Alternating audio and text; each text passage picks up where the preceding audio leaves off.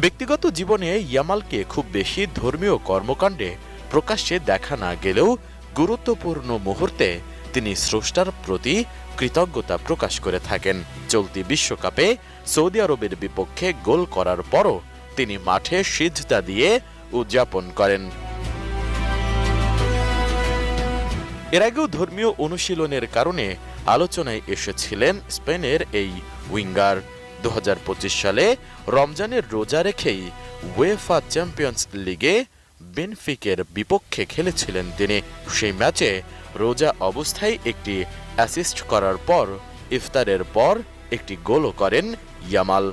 সে সময় বার্সেলোনা তার জন্য বিশেষ ব্যবস্থাও রেখেছিল।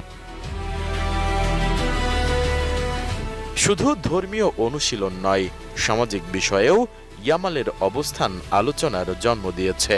গত মে মাসে বার্সেলোনার লা লিগা শিরোপা উদযাপনের সময় ছাদখোলা বাসে ফিলিস্তিনের পতাকা ওড়াতে দেখা যায় ইয়ামালকে। ঘটনাটি নিয়ে বিশ্ব রাজনৈতিক অঙ্গনেও চলে নানা আলোচনা। ইসরায়েলের প্রতিরক্ষা মন্ত্রী সমালোচনা করলেও স্পেনের প্রধানমন্ত্রী পেদ্রো সানচেজ ইয়ামালের পক্ষেই অবস্থান নেন।